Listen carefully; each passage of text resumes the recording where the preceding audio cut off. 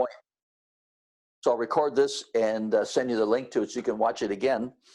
First and foremost, thanks for joining me. The whole idea of this class isn't really that I'm painting on your paintings and, you know, making them better. Think about this. As I did this for an Artly the other day, and I decided I'm going to stop saying, here's what's wrong with the painting.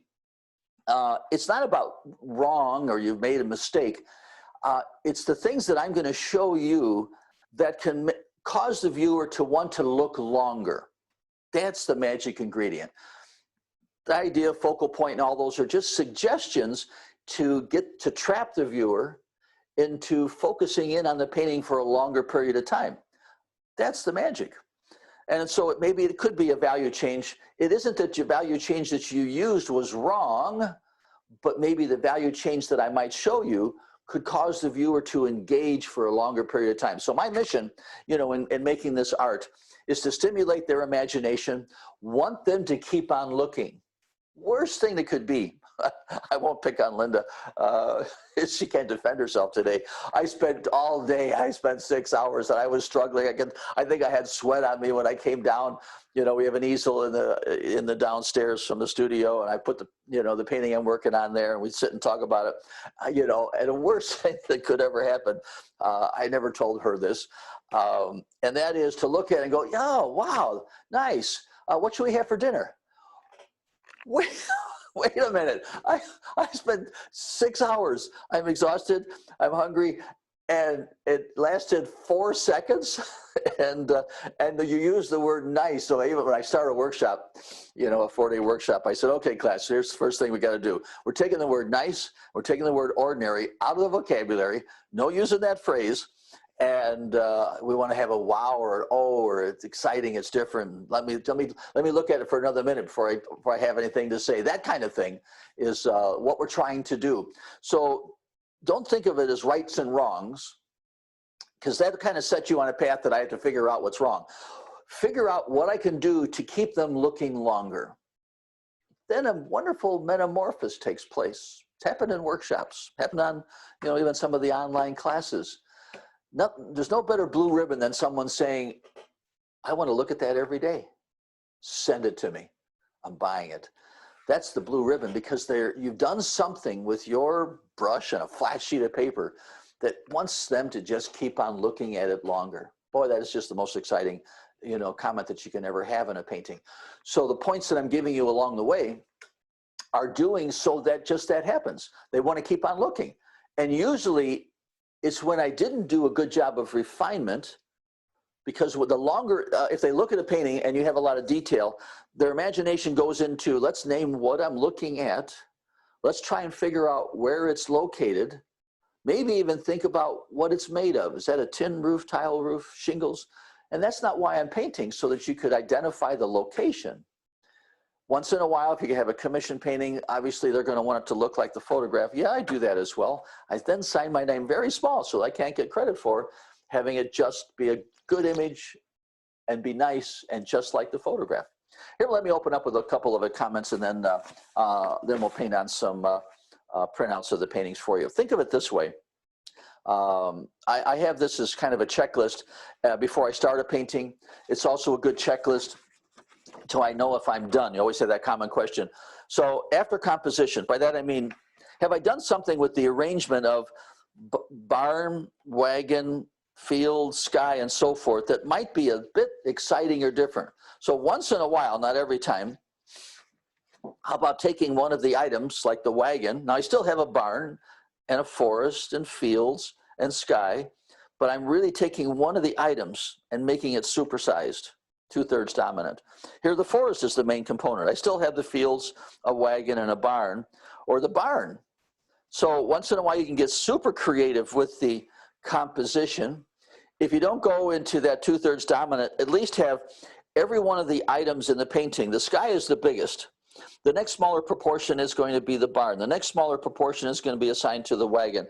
The next smaller is going to be the house, then the grass, then the fields, then the tree, and so forth. Everybody in the painting is a different size. So there's your thought about composition to help your efforts. Design. So I look at, before I start a painting, And I look at it at the end of the painting, watching out for what can be some static shapes, circle, square, rectangle, triangle, straight line. There's plenty of items out there. I just moved and I found, once again, I have an ornamental pear tree out my window. So in the middle of the night, I got to get out there and drill some holes and cut some notches so the parts of this will fall off. And so it's no longer going to be that perfect circle of a tree with the tree trunk centered. So an asymmetrical tree is more interesting than the perfect circle. How about a building that has a little curve to the roof, overstanding eaves, possibly even a chimney? I was laughed at in college because all my barns had flush toilets and TV and electrified because I had an antenna on top of my barns just because I was breaking up the design shape of that straight line going across. Triangles you can watch out for. We're going to do in a class on Saturday. It's got pine trees. You got to be careful of that. The perfect fence. How about something asymmetrical for the fence? So give some thought about design before, during, and after the painting. Next, value change. You have the option of doing something slightly different in value changes. You can push the dark in front and leave it just sunny and light in back. Or it could be middle value in front, light in the middle, dark in back. There's lots and lots of different ways in which you can deal with the value change. Have some thought before you start painting. Make this painting your special, one of a kind, and it could be with doing some different value changes. Variety of color is always going to make the painting come alive. Happens with a lot of green trees. Variety of color. I'll put purple in a tree. I'll put brown, burnt sienna in a tree. A lighter green, so sap green and hooker's green and phthalo green, those are not different colors. They're different greens. I'm saying a different color. So I'm going to have one basic color, maybe red, but I'm going to have a yellow or an orange or a purple for the red of the house and so forth. That's the perfect color for a shadow on a white fence, but it's not as interesting as all those different colors. One basic color blue, but you also see some purples in there as well to make it more interesting. Also, what it does, eliminates the need for detail, having all those color changes. Show the artistic touch, and that's when I paint with the use of positive and negative. It takes away the realistic look as well. So I'm forcing the fact that this wheel is shown by part of it's dark in front of light, and quickly now it changed from light to dark. The wheel is light and dark behind it. Tree trunks are dark in front of light. Tree trunks are light in front of dark. So I push this positive and negative, what I call the artistic touch. Some fence posts are light and some are dark. This one's light in front of dark. That one's dark in front of light. I force that idea. It takes away the look of realism and perfect and photographic, becomes a little bit more creative. All the above relates to the focal point. So having a painting without a focal point, the eye's going to just wander around. Where do I go? So have a section of the painting. Have that focal point be a little more creative. By that I mean don't have it be a statue or a landmark or the one figure walking down the road. Same scene painted twice. Now your eye wants to go down here. The viewer likes for you to tell them where to get to. They need a road map. Where am I going? Okay, take me there. And when I get there, make it very interesting. So the best color, contrast, edge, and detail. A good number of times, I even start with the focal point. Theme. Have a reason as to why you're painting. And here's a focal point. I start with it a lot of times. By starting with the focal point, then everything else is painted in relationship. By that I mean, this mountain's got some nice stuff going on, but I don't think it takes away from the focal point. Your eye might have seen the sky, the sunset first, but you're not going to stay there very long because there's not much activity there. You'll go to where there's more color, contrast, edge, and detail. And I did not make the obvious. There is a guy walking his dog. There he is. I didn't choose the obvious as the focal point. Here he is in the sketch part here. And I think 9 out of 10 painters might have said, oh, there's our focal point, the obvious. So when you find something later, when you surprise the viewer, they're going to have an attachment to the painting like you've never seen before. Oh my gosh, you fooled me. I didn't even notice that there. I've had people buy a painting. It's a golf course, and my realtor bought this painting. And I didn't realize you golf. She says, oh, what a waste of time chasing that little white ball. I said, well, you just spent $3,000 on a painting. I probably lost the sale. No way. I go, yeah, way. And I showed her the golf course. She goes, oh my gosh. I said, do you want to start looking at something else? She says, no, I'm keeping it for now. Everyone will be amazed that I would have bought a golf course painting. But you didn't. You bought a landscape painting that happened to have golf as a secondary. Unity and theme. You can have color harmony as a unity, cool color dominance. then you can have warm as your focal point, or a warm color dominant, then cool could be an extra, or just colorful everywhere, possibly value change for your focal point extras. So here's a checklist for you to have before you start painting. And then after you're all said and done, take a look at these items. You'll end up with something that has more of this look to it. There's a sense of direction. There's a warm sense overall. Yeah, there's some exciting things going on with the sky, but yeah, you're going to come back over here. And notice when I get to the edge, there's a phrase I use in a couple of my books. You want to have the painting end before you get to the end of the painting. So the beauty of that light at the top of the wheel is not like this one, and it's not the kind of contrast that I have over here. There's the best sunlight and shadow. There's some nice sunlight and shadow. Oh, if I look at it long enough, I might find the sunlight, you know, and shadow. So have things diminish as it gets closer. That's why that cloud is there. So there's not a lot of contrast behind the sky. Here I left the contrast, not so much over there. That cloud could have been even darker to diminish that particular edge there. On occasion, I take this whole checklist and I reverse it. I start with theme. And so have the painting be all about theme. And so I'll end up with something like this, where it's not about a barn and wagon any longer. It's about some particular wow factor.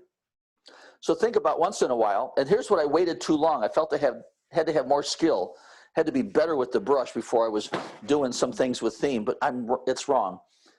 Are you doing something that's better or different? Has it been painted 1,000 times before? Think about that. Do you want to be a number 1001? You're going to get the, oh yeah, there it is. Will it surprise the viewer? I think that did. So that's the reason why you painted. Have a reason for it.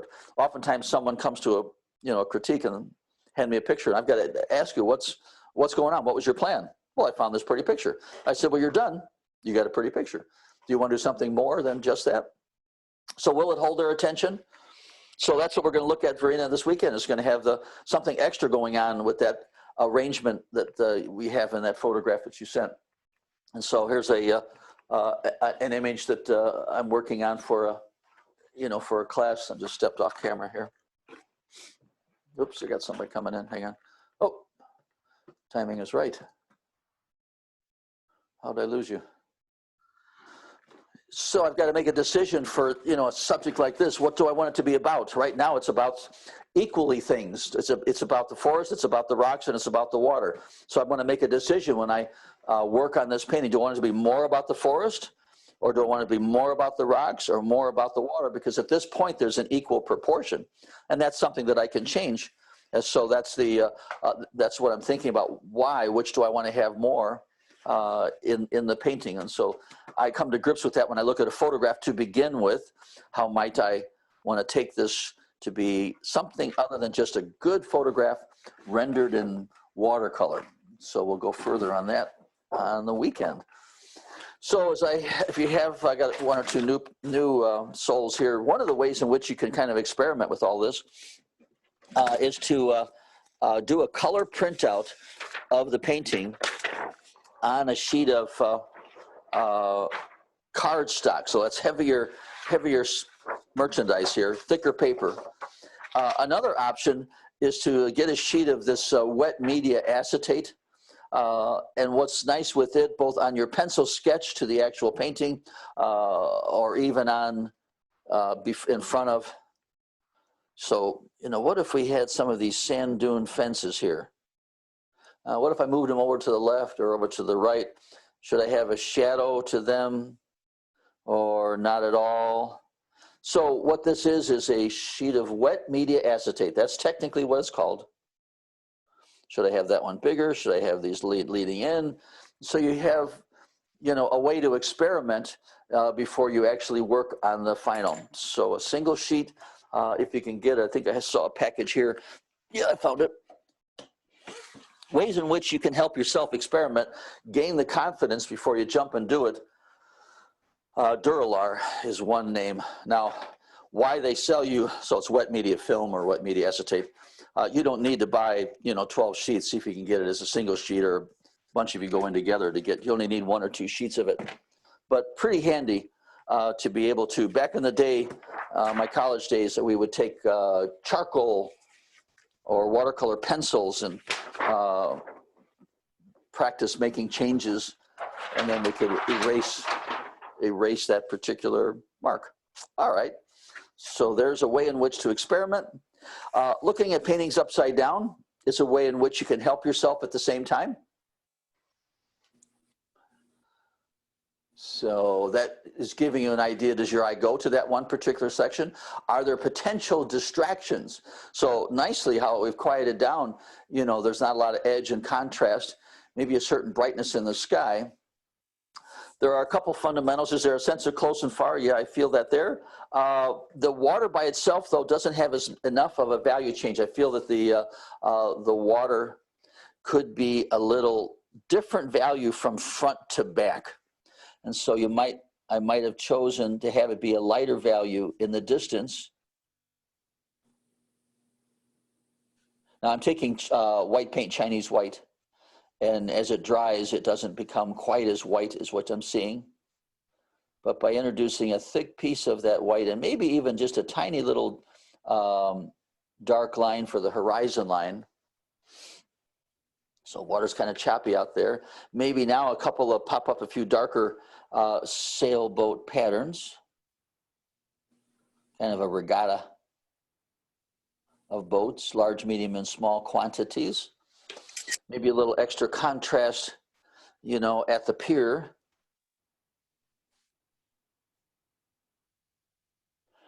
And everybody's somewhat the same size, so I'm going to enlarge what's happening at the edge of the pier. Little lighthouse thing or the buoy marker. So there will be just that, different proportions. Do some dots and dashes, maybe somebody out there fishing on the, change the size and proportion of it as well. I'm not sure what might be a special marker that sailors know that's happening right here. I'll put a couple of red stripes as well. So I'm pushing a reason for a little color change, you know, at the focal point.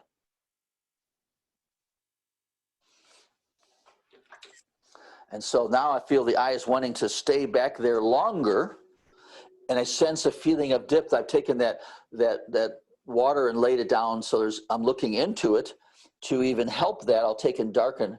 So this is just one of the fundamentals. That's value change. Remember that checklist? So sometimes the value change for the horizontal plane might be a reason to change shape. So the circle, I like the shape that you have here. And so a little more in and out, thick and thin, and maybe sand dunes don't have that particular shape, but do it anyway. You're not. So when it's a commission for the Sand Dune Society of North America, then you've got to make the sand dune look just like they are. The rest of the world might not know that there is that little notch or change in shape. And you can throw some sea oats in there just to kind of break it up as well.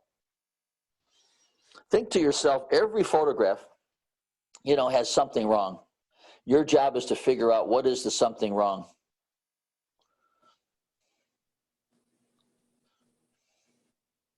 And so I think more of the sea oat on one side, more of the sand dune on the other, will give a reason from one side to be different than the other side.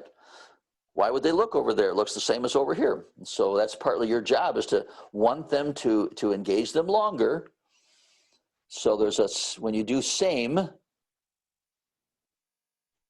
then they don't want to keep on looking longer. They'll do what's called pan vision. They saw the sand dune on one side look the same as the other side, so they'll look at the other side quicker. And I want to go, whoa, whoa, whoa, don't you get out of here so fast. Tom, can we ask a question? Fire away, please do. So Tom, I'm wondering, do you, I don't know, I assume you do plein air. I don't know if you do or not. Yes. I've never met you. I wouldn't be a complete painter if I didn't paint plein air. Right. So when you do plein air, so you're not painting from a photograph. So do you do the same thing when you come back to the studio, or do you just leave it all plein air? Okay, so it's a whole different answer to that question, and I'll give you the answer to it. I will send to you a flyer that, when I send the links to this, I have 4 different kinds of paintings. I have a plein air painting, a studio painting, a workshop painting, and a preliminary painting before I do a final. Each has its different sense of purpose. I am very different than the majority when it comes to plein air painting. I am not going to put a focal point in if there isn't one. I'm not going to Force color harmony if it's not there. Value change, if it's not taking place, I don't do it. Why am I sitting there in front of the scene and artificially incorporating changes? The one thing I do plein air is composition and design. In other words, I try not to have the horizon line in the center and, you know, balanced proportion and equally. There's on occasions I'm sitting plein air and I might take this little angle for the foreground and I'll finish the painting because I like that angle of the background. And if it's a lollipop tree, I don't do it. Other than that, I am painting the way it is. But my plein air painting is for me only, to learn how to see, think, describe, and capture simplicity. At the end of the day, I don't look at the plein air painting and go, we've got to keep her here. Did I learn more? Do I have a better understanding? Can I think differently when I'm in the studio? Meaning I'm looking at the scene, trying to have artword descriptions for tree trunks and things like that. So plein air, short, quick, simply elegant. That's the purpose. Workshop painting, I'm exaggerating a particular theme, you know, possibly color harmony, dramatic shadows, focal point. And so it's a teaching guide. Studio painting, it's got everything. It's trying to orchestrate all the above, a little bit of simplicity and all the structure and fundamentals. Preliminaries, I'm trying to play with, do I want to have focal point here? Do I want to have a cool color dominant, a warm color dominant, playing with a couple of different options that way. So what you're seeing me here is studio painting corrections as opposed to plein air. So again, the plein air is just simply elegant. Did I get better at the end of the day? Yes, I put some of them in the plein air events, and yes, I've won, you know, the top prize. But that's not what. That was just a lucky day. You know, it was all the things were aligned. Other than that, plein air time is to how I would focus on myself getting to be a better painter, having these better elements when I come back in the studio. So if that's the way the sand dune was, I might have changed it. But if it didn't have value change in the water, I wouldn't have changed it. So let's take and carry a few of these grasses so that they don't end in the center point. Link them into some of these over here. These are higher and taller. It's something more going on there.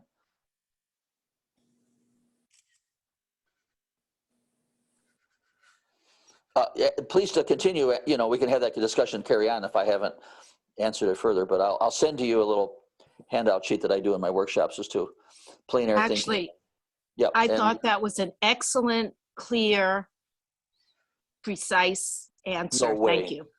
I got lucky. You're a lucky man. Oh, my luck is that I found at a young age what I wanted to do. And then my luck was in my schooling, I was taught through sports, hard work equals results. So I attribute the fact that I wanted to be an artist. I had some good art teachers that kept me in on the game past all the frustration. And my gym and sports, I had actually athletic scholarships in gymnastics and tennis. And so through the sports, I realized, hey, it's go the extra mile, do the extra, come early, stay late. Did you work out in the summer? Did you do whatever to take your skill level? And so I applied that to both career and painting. Amazing. The more I practiced, the better I got. Who would have thought? I thought it was just show up and smile. So I'm having this area be a little more contrast because that's closer to the focal point as well. I want ever so tiny, small little accent. So I'm going to add a boat over here. The place not to add the boat is between where this horizon line starts and where it ends. So that's the worst spot to put something or anything. And so I'll put them over here. And generally 2 together versus 1. Let's see if that goes a little bit lighter. So, and I chose to angle those at a slightly different angle than the ones I have over here. Very straight, somewhat curved, slightly angled, could have been a better angle there. Could divide the sand dune into another section. So a sense of a value change overall. I like how it goes up, comes down. So there's a sense of layering going on here. Changes to that, whether it be seen as a shadow or another section further back. And the sky has these 2 equal sides of dark. And so this space in the center is symmetrical. And so I want to change and have there be a stronger size of that larger size of that, not the same size.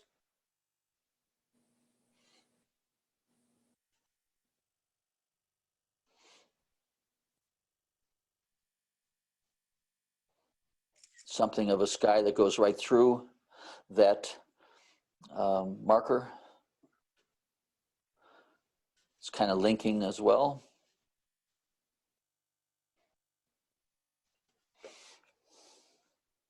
Should have been a touch of edge in the sky because this is hard edge dominant painting. And so before it was all wet and wet sky. And so now I want to have there be a touch of some hard edge in the sky as well. So it is seen as a hard edge dominant story and not soft edge. I don't believe in that having that resting area. So here's where we were. Here's where we're at now, I think. I'm a happier place there. So there's the benefit of having the, again, the color printouts. You have a chance to see, before and after. And the whole idea is, now try it differently. Let's put the light value in front and the dark value in back and, try a different way to make it work. Just this experimenting for itself is just helping you as being a better painter. Aside from the fact that it is improving the painting, do I want to have another, layer here and sand dunes over there, sea oats over here, things like that. So a fun way to experiment without, taking that hopeful step, on the final painting. Any questions on that one? Fire away. If not, I'll jump to another. Thank you, Tom. I really appreciate that. Oh gosh, yeah. No, it's I just say it's a time well spent experimenting.